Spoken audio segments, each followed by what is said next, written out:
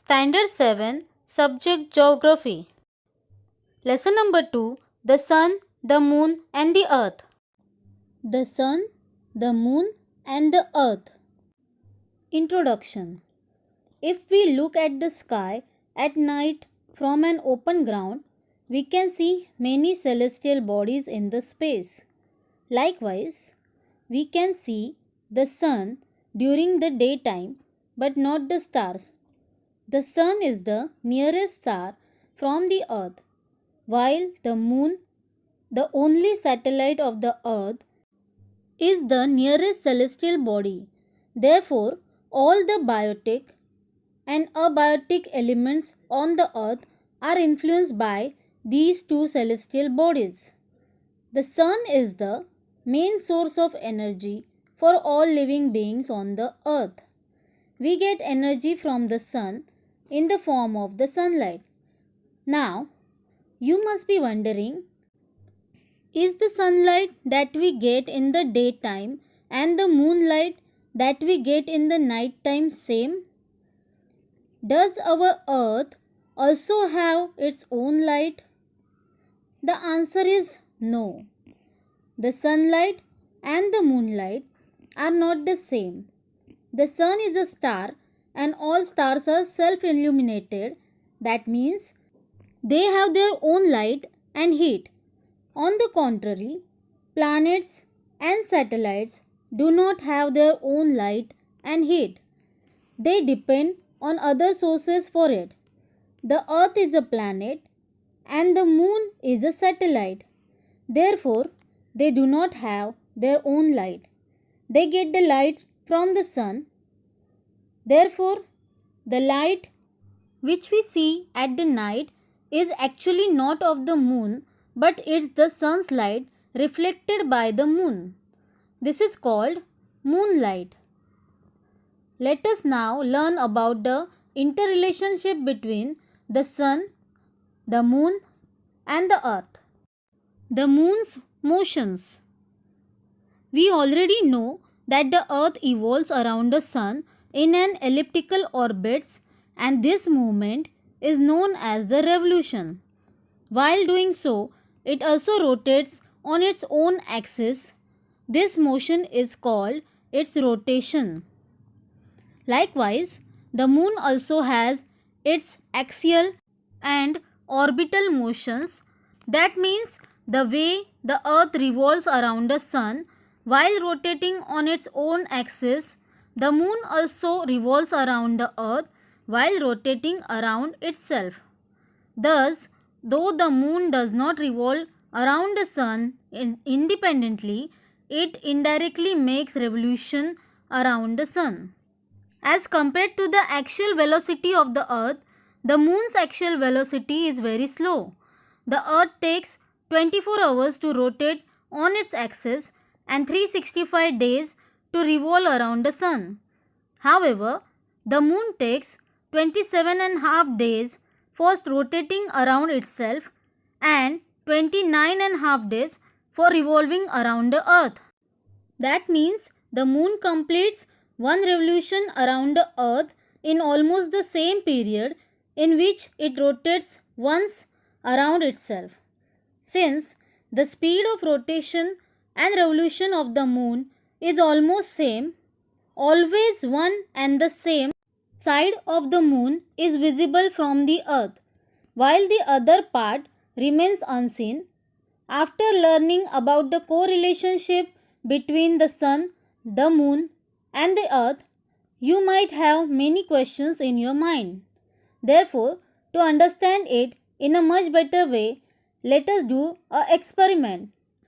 For this, we need 3 students of different heights, that is tall, medium and short.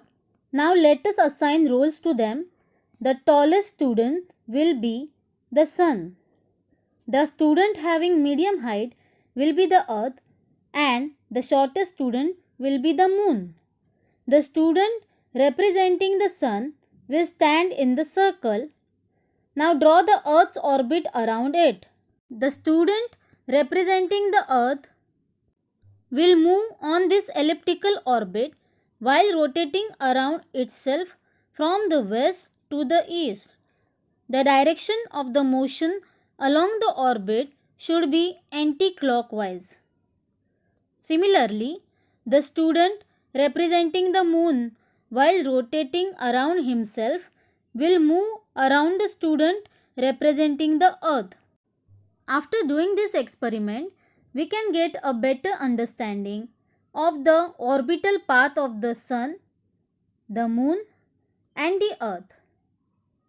Now draw the diagram of this activity in your notebook. Observe this diagram carefully and tell me, what is the shape of the moon's orbit of revolution around the earth? Correct. This orbit is elliptical in shape. The ellipse has two centers. At one center is the earth and it never changes its place. That means while revolving around the earth on an elliptical path, the distance between the moon and the earth does not remain same everywhere along its paths. At some positions it is near to the earth, while at other it is far from the earth. The position when the moon is at the shortest distance from the earth is called perigee.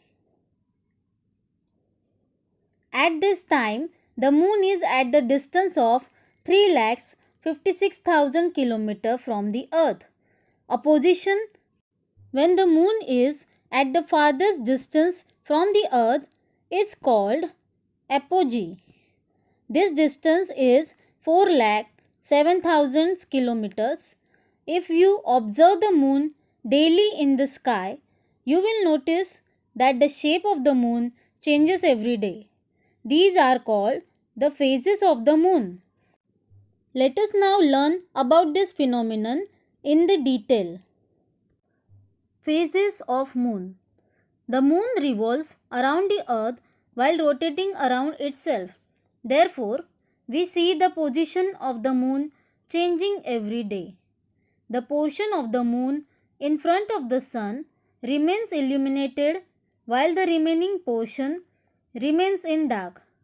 From the earth, we can see the illuminated part of the moon.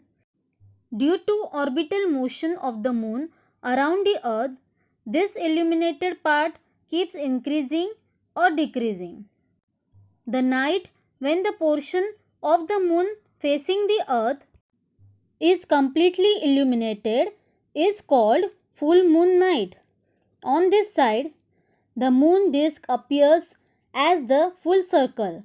After the full moon day, the illuminated part of the moon starts decreasing day by day. On one night, the moon disk totally disappears from the sky. This is called new moon night. The changing shapes of the illuminated part of the moon is called the phases of the moon. The period from new moon to full moon is called Shukla Paksha or period of waxing moon. In this period, the illuminated portion of the moon goes on increasing. Similarly, the period from full moon to new moon is called Krishna Paksha or period of waning moon. In this period, the illuminated part of the moon goes on decreasing. The duration of each of these periods is of 15 days. Each period is called a fortnight. 2 fortnights together make 1 month. This is called a lunar month. Thus, based on the revolution of the moon around the earth, we have month as the unit of time measurement. Now, observe this figure. Here, the relative positions of the sun, the moon, and the earth appearing on the quarter moon, new moon, and full moon days are shown. On observation, you will notice that on the quarter moon's day, the lines joining the sun and the earth and the moon are perpendicular to each other. On both of these days, we see the only half of the illuminated part of the moon. Hence, it appears semicircular in shape in the sky. Similarly, on the new moon day, the moon is between the sun and the earth. Therefore, the illuminated part of the moon is not visible on the earth. On this day, the angle between them is of 0 degree. Whereas on the full moon day, the earth is between the sun and the moon. Therefore, we can see the complete illuminated portion of the moon. On this day, the angle between them is of 180 degree. Thus, we studied the various positions of the sun, the moon and the earth. Now you must be wondering what could be the position of these planets at the time of eclipse. So, let us now learn about the eclipse, how they happen and their types in our next video. Thank you.